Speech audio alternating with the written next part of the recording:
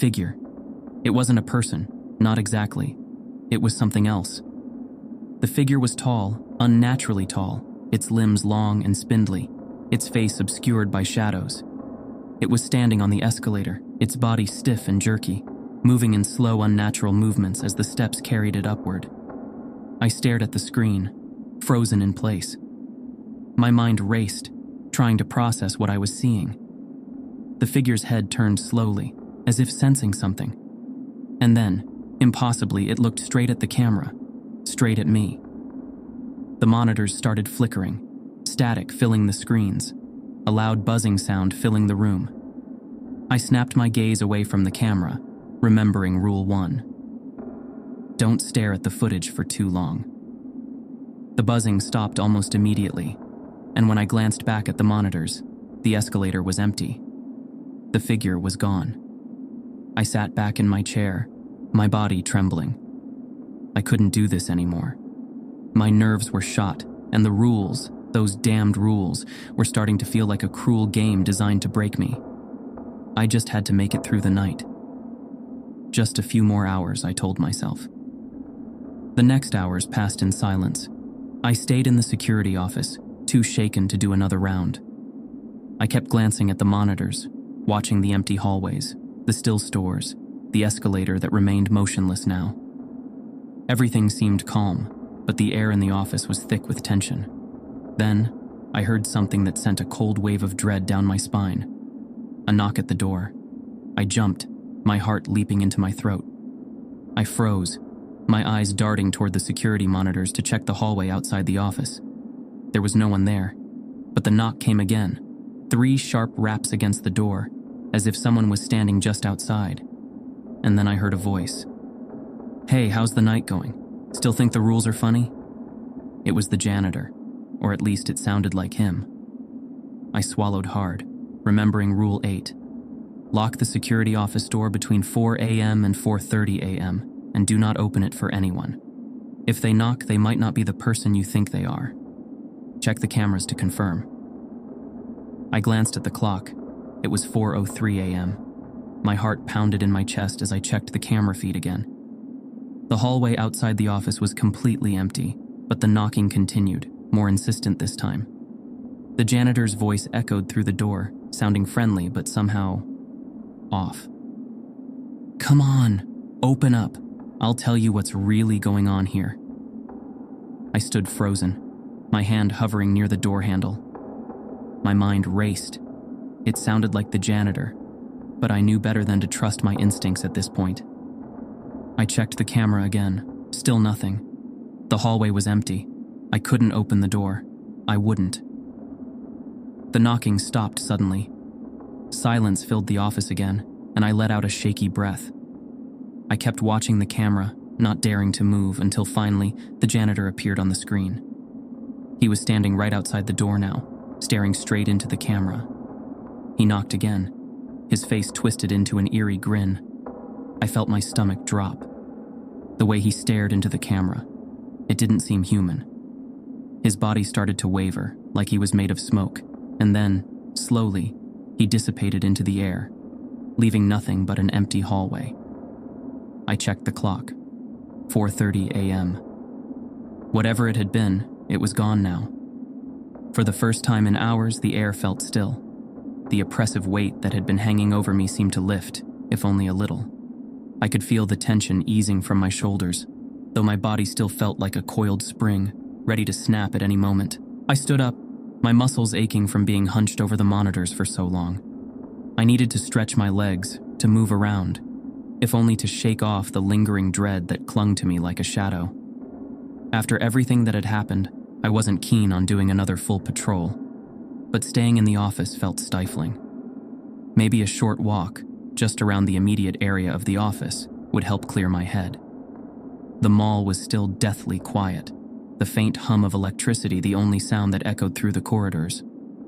The fluorescent lights flickered sporadically, casting long, distorted shadows that seemed to shift as I walked. I kept my eyes down, trying not to focus on the mannequins, the stores, or the eerie silence that had settled over everything. As I rounded the corner near the security office, I nearly jumped out of my skin. The janitor was standing there, leaning casually against the wall with that same friendly grin he'd had the first time we met. It was the real janitor this time, at least, I hoped it was. He seemed more human, more tangible than the strange apparition I'd seen earlier in the night. "Rough night?" he asked, his voice light, almost teasing. I didn't know how to respond. I stood there, my mind racing as I tried to reconcile what I had seen earlier, the knocks, the figure dissolving into mist, with the man standing in front of me now.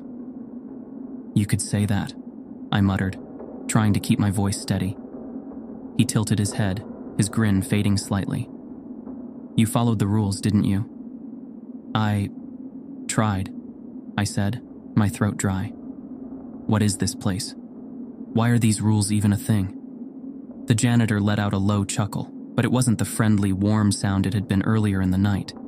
This laugh was hollow, tinged with something darker. "I told you the rules are there to keep you safe," he said, his eyes narrowing. "There's more going on here than you understand. Much more." I took a step back, my unease growing with every word he spoke. "What do you mean? What's going on in this mall?" He shrugged, the grin returning to his face. "You'll figure it out, or maybe you won't. Either way, there's no escaping it." He started to walk away, turning down the dimly lit corridor without another word. His movements were slow, deliberate, like he wasn't in any rush to leave. I couldn't let it go. I needed to know what he was talking about. I needed answers. "Wait," I called after him, my voice echoing down the empty hallway. "What do you mean, no escaping it? What are you trying to say?" The janitor didn't stop. He kept walking, his footsteps eerily quiet against the tiled floor. Desperation and frustration bubbled up inside me, and before I knew it, I was following him, determined to get some kind of explanation. I rounded the corner after him, but when I got there, the hallway was empty. He was gone. Again. My heart pounded in my chest as I stood there, staring down the empty corridor. There was no way he could have disappeared so quickly. He had just been there. I looked around, scanning the area for any sign of him, but the mall had fallen back into its eerie silence. And then I heard it. A soft, muffled crying. The sound was faint at first, almost too quiet to notice. But as I stood there, frozen in place, it grew louder, more distinct. A woman's voice, sobbing quietly, somewhere nearby. My skin prickled with unease. I knew the rules. I had them memorized by now, and I knew exactly what this was. Rule 9. If you hear someone crying in a dressing room, do not open the door. I swallowed hard, trying to block out the sound, but the crying persisted. It seemed to be coming from one of the stores up ahead, the muffled sobs echoing faintly through the deserted hallways. Every instinct I had was telling me to walk away, to get back to the office, and wait out the last hour of my shift in silence. But there was something about the crying that pulled me toward it, an almost magnetic force that made it impossible to ignore. What if someone really needed help? What if this was all in my head? What if the rules were just some sick jokes? I shook my head, trying to clear my thoughts. I had already broken too many of the rules tonight. This wasn't a joke. The janitor had warned me, and I wasn't about to ignore him now. But still, the crying continued. It was louder now, more insistent, the sound echoing from somewhere deeper in the store just ahead of me. It didn't sound right. It was too hollow, too distorted, like a recording of someone crying rather than an actual person. I stood there, torn between curiosity and fear, until finally, the decision was made for me. The crying stopped. Suddenly, everything was quiet. Too quiet. The air felt thick, oppressive, like the walls of the mall were closing in on me. My chest tightened, and I realized I had been holding my breath. Then slowly, a figure appeared on one of the security cameras I had been monitoring through the corridor. I had left the office, but the cameras were still connected to my device. I couldn't tear my eyes away from the screen as I saw her. A woman, pale, with long dark hair that hung limply over her face, obscuring her features. She was dressed in plain, outdated clothing, her body hunched over as she moved slowly down the hallway. her feet barely touching the ground. She was floating. My heart leapt into my throat as I watched her approach the dressing room, her body drifting closer to the entrance, her shoulders shaking with silent sobs. She hovered just outside the door, as if waiting for me to follow her inside. I took a step back, my pulse racing. This wasn't real. It couldn't be. I had seen things tonight, strange things, but this was something else entirely. I squeezed my eyes shut, willing the figure to disappear, to leave me alone. When I opened them, she was gone. But the crying had started again, this time, right behind me. I didn't think. I bolted down the hallway, running as fast as my legs would carry me. The sound of the woman's cries echoed through the halls, growing louder and more desperate with every step I took. I didn't dare look back, didn't dare risk another glance. All I knew was that I needed to get out of there, now. By the time I reached the security office, I was breathless, my entire body trembling with fear. I slammed the door shut behind me, locking it as quickly as I could, and collapsed into the chair in front of the monitors. My chest heaved with each breath, the adrenaline still coursing through me. The fluorescent lights overhead flickered faintly, casting eerie shadows on the walls. I felt trapped, like a cornered animal, with no way out but the faint hope that my shift would end soon. I glanced at the monitors. My heart sank. There she was, the woman. The same pale figure, her hair hanging limply over her face, moving in that unnatural, hovering way. She was no longer just roaming the halls. She was headed directly toward the security office. My blood ran cold as I watched her on the monitors.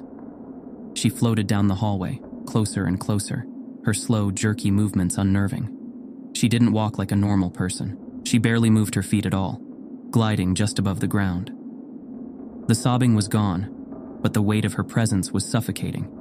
It was as if the very air around her distorted with her approach, bending reality itself.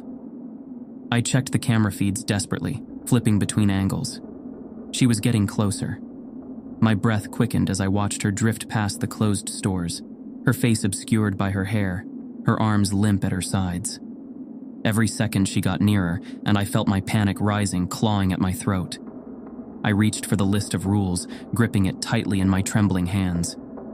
Don't open the door. I repeated the thought over and over in my head, like a mantra. Don't open the door, no matter what. The woman stopped just outside the security office. I could see her now on the monitor, the camera trained right on the door. She stood there, silent and still, like a statue. For a moment, I dared to hope that she would leave, that maybe she'd fade away like a bad dream. But then the knocking started. Soft at first, barely a tap. But each knock grew louder, more forceful, until it felt like the entire door was rattling. My pulse pounded in my ears, drowning out everything else. She was there, just inches away on the other side, and I could feel her presence like a cold weight pressing down on me. I checked the monitor again, praying she would vanish, but she didn't. Her body was rigid, unmoving, but the knocking continued, growing louder and more violent with each passing second. The door frame shook, as if it wouldn't hold much longer. I clamped my hands over my ears, squeezing my eyes shut, trying to block her out. This wasn't real. It couldn't be real. But the knocking only grew more intense, more insistent, like someone pounding with their fists. My heart raced, my body trembling as I stared at the door, unable to move. Then I heard it. "Hey, open up. It's the manager." I froze. The voice was familiar, too familiar. It was Mr. Hensley. But something felt wrong. I checked the clock, my heart thundering in my chest. 6:01 a.m. Relief washed over me, but suspicion crept in immediately. Was it really him? Or was this another trick? I checked the camera one last time. The woman was gone. No sign of the pale figure, no shadow, no presence. "Everything okay in there?" Mr. Hensley's voice called again, sounding closer now, more concerned. "Open up, your shift's over." I hesitated, my hand hovering over the door handle. I had survived the night, hadn't I? The clock showed it was past 6 a.m., and nothing had come for me in those final moments. But the events of the night had shaken me to the core, and I wasn't ready to trust anything, anyone, without checking one last time. I glanced at the monitor one last time, double-checking the feed outside the office. And there he was, Mr. Hensley, standing just outside the door, looking exactly as he had when I first met him. No eerie figure, no distorted face. Just him, the manager. With a trembling hand, I unlocked the door and opened it. Mr. Hensley stood there, his expression softening as he saw the look on my face. "Rough night, huh?" he asked, his voice filled with concern. I nodded slowly, still trying to process everything. "Yeah, you could say that." He frowned, noticing the look of fear etched across my face. "You all right? You look like you've seen a ghost." I laughed bitterly under my breath. "Something like that." I didn't go into detail. I didn't tell him about the mannequin or the crying woman. It didn't seem real anymore. I was just happy the night was over, but something gnawed at me, something that I needed to know before I left this place for good. "What about the janitor?" I asked suddenly. "The one who works the night shift?" Mr. Hensley looked at me, puzzled. "What janitor?" My stomach dropped. "The one who was here all night." He gave me a list of rules to follow. Mr. Hensley shook his head, his expression turning serious. "There's no night janitor. No one works here at night except you." My mind reeled. The pieces didn't fit together. None of it made sense. I stared at Mr. Hensley, my thoughts racing. If there was no janitor, then who or what had been warning me? And the rules. Where had they come from? I didn't ask any more questions. I handed him my keys, quit on the spot, and walked out of the mall without looking back. Whatever had happened there, whatever lurked in the dark corners of that place, I wasn't going to stick around to find out more. As I drove away, the weight of the night still heavy on my chest, I realized that some places are better left alone. And that mall? It was one of them. I will never return to that place again.